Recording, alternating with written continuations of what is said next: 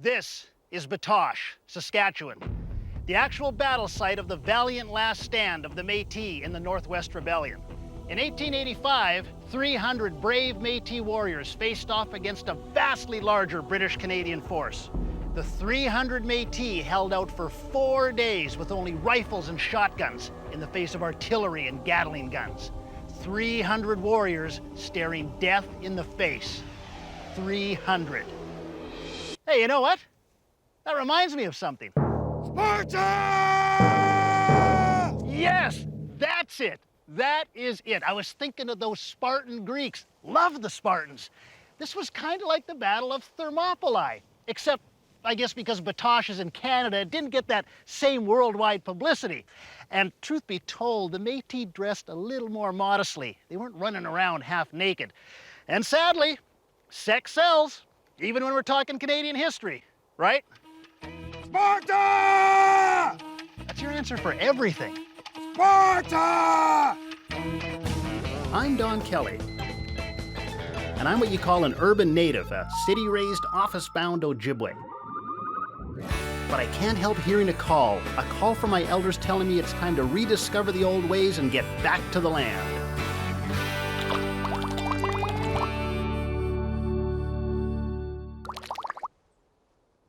Hello? Hello?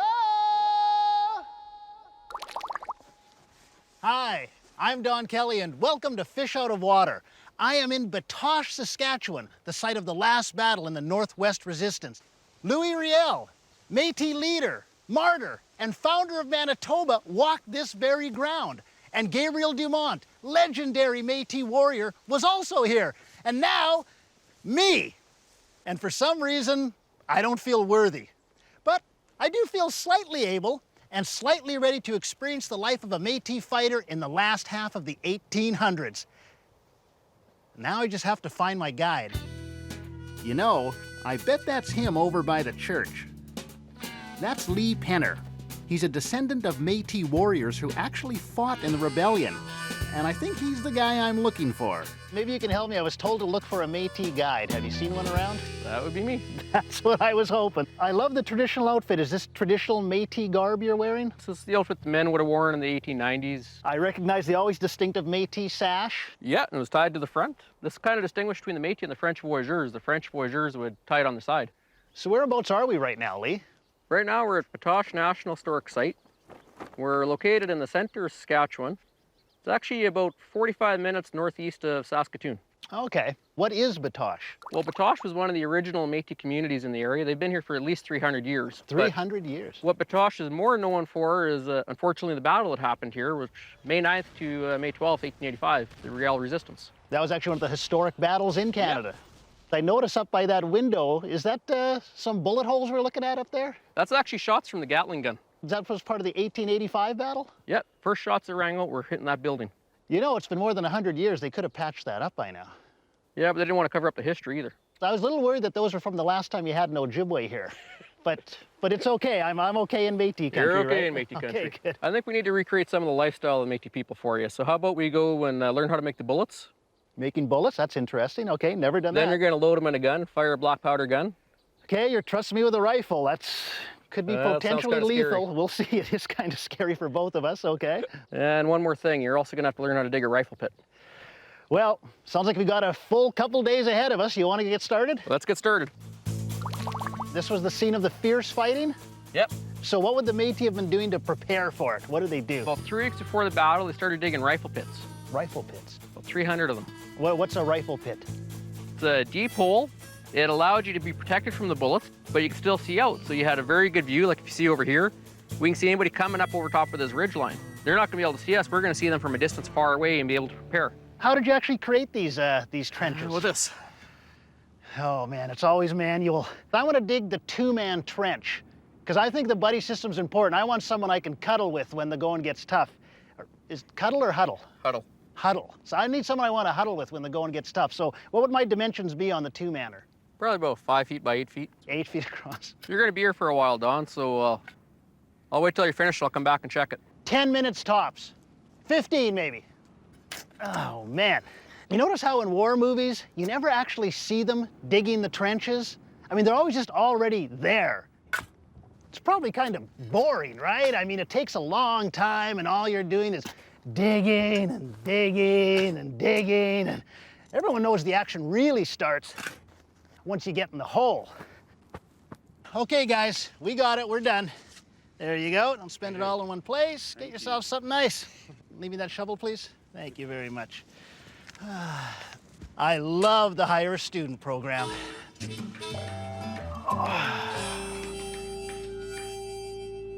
Wow, Don, great job. Need a cuddle. Oh, hey, Lee. How are you? Pretty good. You did a really good job on this. Oh, thanks, man. What do you think? I'm kind of proud. This is my pit. I produced this pit. We don't need to go into details, but Well, I especially like that you put the tree line across here. It blocks your view. yeah, Camouflaged well. that was good thinking on my part, I think. Yeah. So we're good with the pit then? Really good. Good, good. I want to get going because I'm exhausted. Oh, I need a rest.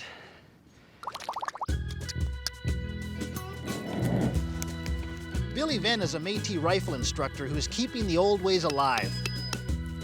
I'm excited. You know what? I love the cooking segments on this show. They're always the most fun and the least dangerous, so this should be good. What are we cooking up today? A good old Métis meal or a trail mix or something? No, we're cooking lead.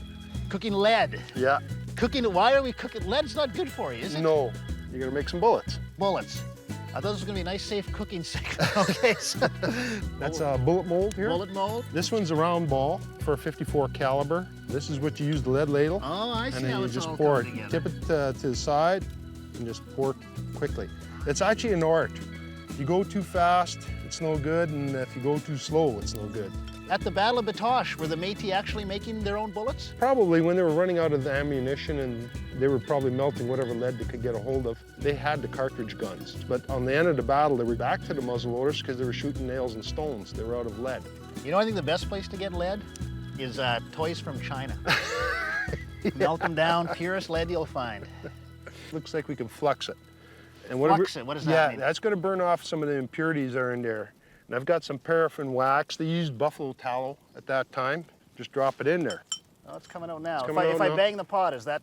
Yeah, it's Whoa, okay. look at that. Yeah. Look what I've done. Yeah. I created a new super bullet. Some kind of strange alchemy just happened. Is that bad for the lead? No, no, that's can what we leave want that? it to do. We want it to burn off. Well, there's one thing I'm good at. It's fluxing things up. I'll stop fluxing around. This is basically beeswax. You got to lube up. on the Lube, s- I know. Lube, I am good at. What I'll do is I'll make a ball here. You got to drop it on a blanket or something soft because they'll deform. There you go. Hey, look at that. Next one you can pour. Okay. Tip it over. And are you just watching to see when it stops Yeah, pouring? it's stopped pouring, so it's probably good. There you go, you got one. Hey, that's not bad. Some important lessons here. Hot lead flying around is important even before the shooting starts. When your ladle ain't working, lube it up. Yep, Have I got all the key lessons? you got all the key lessons. All right. Coming up, I make a ridiculous offer that Billy must refuse. That's just too dangerous.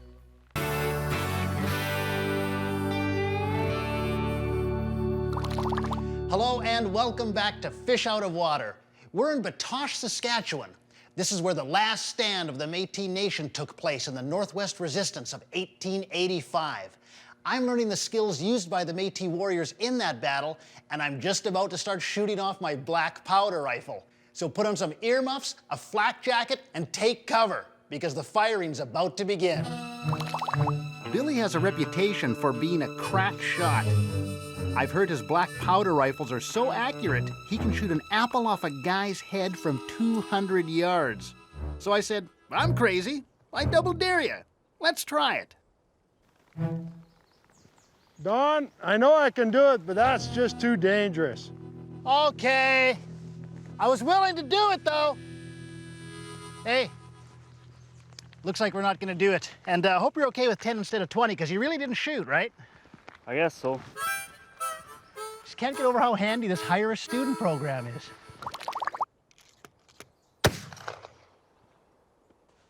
I heard a shot, Billy.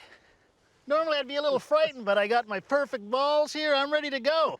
What kind of gun is this, first of all? Is that a flint? Is that what they call No, it? that's not a flintlock. That's a percussion cap that fires a spark into your powder, ignites the powder. The powder pushes your bullet out.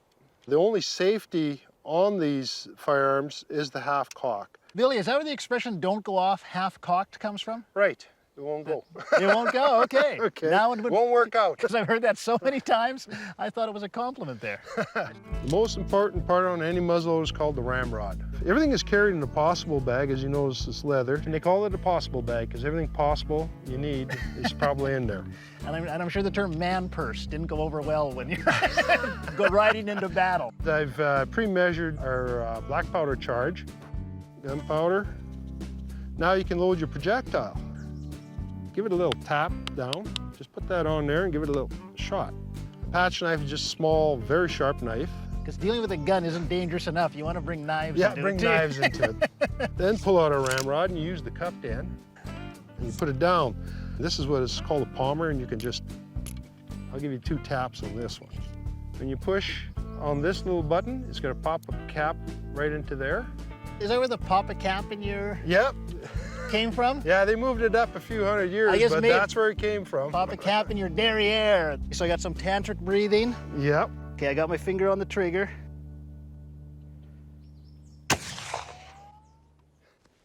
Did you see where it went? I can't. I can't tell. I think it's a bullseye. That's why we Well, there can't was tell. a ricochet.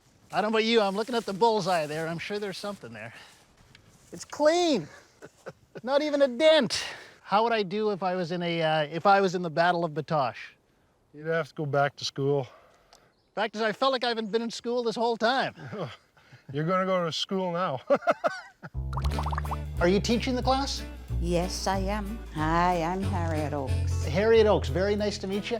Harriet is an expert on Michif, and she's passionate about keeping this unique Métis language alive. And what languages is Michif made up of?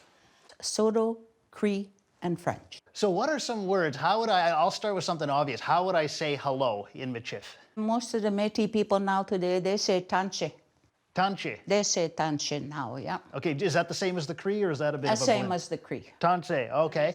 I actually know a few languages myself, and I know some key phrases, like, for example, French, right?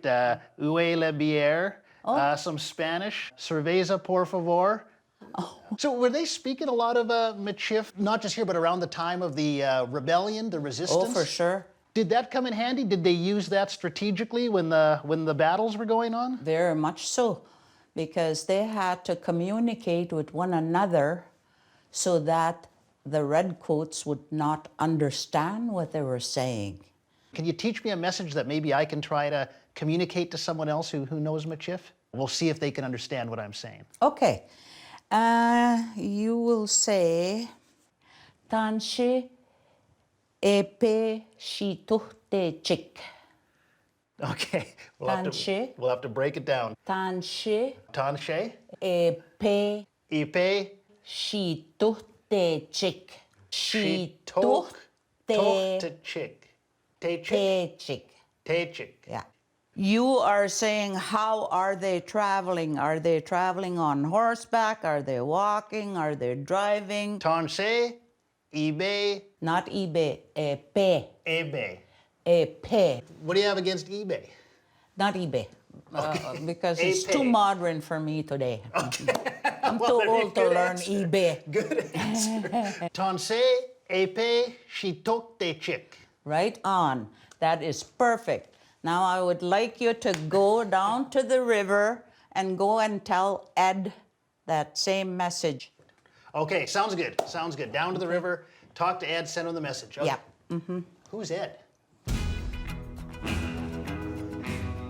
Oh, hey. Bonjour, Hi. Can you help me out?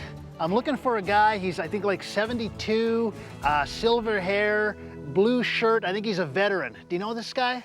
I'm standing here. You're Ed. Yeah. Okay, okay. So I barely speak Michif, but hey, Ed, I got a message for you here. Secret message. Okay. This is really important. Let me get this right. Tanche, ipe, tuk da chick. Tanche, ipe, tuk te chick. Oh, that's a bit of this. How did they come here? There you go. That was the one. That was the one. Up next, learning to ride like a Métis buffalo hunter. And go. Can cause some serious stress. Need some You've got to relax. You've got to I'm relax. relaxed.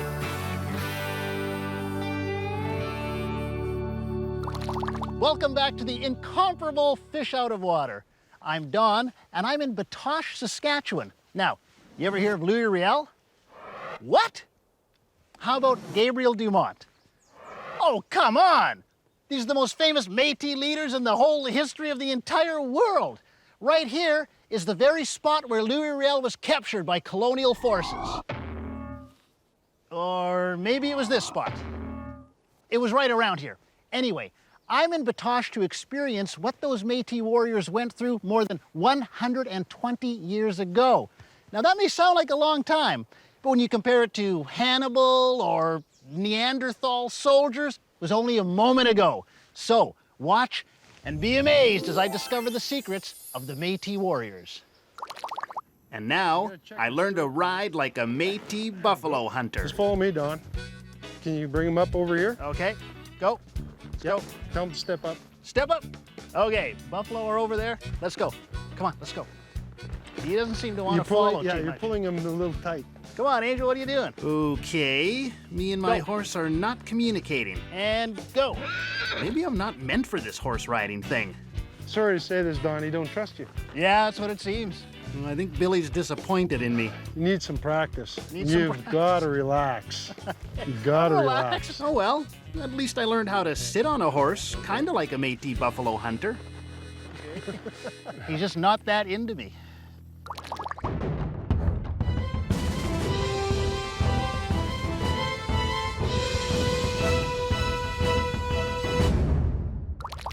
So Don, I think it's time for your final challenge. Oh man, and it was such a nice day. Okay, I knew it was coming. What's in store? We're gonna get you to load and fire the muzzle loader and hit a target. Try to hit a target? Yep. Whew, wish I could hire a student. Let's go! He sure is eager. Okay, Don, ready for your last challenge here? Think so, I see a gun. Ready as I'm gonna be. You're going to have to load and fire this firearm 3 times and hit a target. Okay, well, Lee, you're the Batoche expert. If I was a Métis fighter, a trained Métis fighter, how long would it take me to fire off 3 shots? Probably about a minute. A minute? One every 20 seconds? Just so I should maybe, given I don't have as much experience, it's 10 minutes? That sounds about good, eh? Yep. Okay, 10 minutes, all righty. Pour it in. Pour it in. Then, as I recall, I put the ball on there. Put the ball on there. Careful. Yeah, very careful. Cut flush with the barrel. Flush That way. with the barrel. Yeah, if you have to saw. Right. We're going to start the clock on you once you get that gun up to aim. Good, I'm not on the clock then right now? No, you're not. It should almost surprise you when it goes off. Good shot.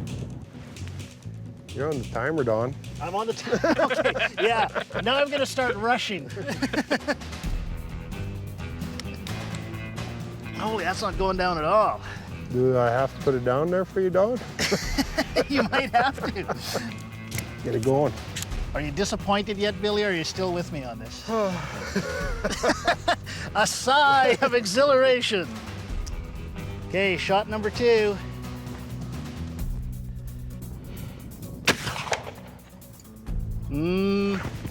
That didn't feel good as the first one. Okay, Billy, this is my last chance. I'm doing it all by myself. But if you see me doing anything wrong, tackle me and take the gun. How am I doing on time, Lee? Not that good. Okay, that's all I need to know. I think you pulled up, Don. I think at the very end. 11 minutes and 40 seconds. 11:40, so I'm already penalized a minute 40. You got one in there, Don. Hey, there's actually a mark there. Is that a shot? That's a It shot. wasn't like a bug that came around? No, That's not well. that's a shot. If you go back to rebellion times, if there was a man standing in there, you got him. Would have hurt him good. You would have hurt him good. Accuracy, Billy? 1 out of 3. Well, that's only like 33%. You're grading me on the starter, the beginner level here. Well, you did hit the target. I did. If I had a grade overall, what would you give me? Probably a B. Well, mine would be a C, but A C? I'll C split and a B. I'll split the difference. C plus. C plus. And you know, I always need to know, I am the fish out of water. If I was in Métis country, what would my Métis name be? Definitely not quick shot. Not quick, okay, we ruled out quick shot. You are eager, so the eager beaver, and you are busy. Well, we got a lot of beavers in my area, Lake of the Woods. Okay, eager beaver, I like that. Thanks for the lessons. Lee, You're thanks for welcome. helping out. Thanks for coming teaching me out. all about Batoche. Take Yeah, care, thanks for coming. having me. Nice meeting you. I don't often challenge myself. In the city, you don't have to. You can get almost anything you want, and it's easy. But for the Métis, their whole way of life was a challenge. And that helped forge a hardy people with a rich culture. And that way of life literally came under attack right here at Batoche. What I've learned is that challenges, while they can be difficult, are the very things that often forge the soul of a people. And that's a lesson I'll take with me on my journey through life. Hey, you gotta see how I spanked up my rifle hole. I've got my pit speakers, my pit fan, my pit lawn chair. Okay, though, to be honest, I think the lawn chair was invented 1,000 years ago by the Romans in Gaul or something. Sparta! Actually, I don't think the Spartans invented the lawn chair. Sparta! But I do know that gets really annoying. Sparta! How do I ask, can I have a beer, please? Chiamchi and beer minihueane. I now have 4 languages I can ask that There in. you I'm go. good. Anywhere I go, I'm not going to be thirsty. That's good to know.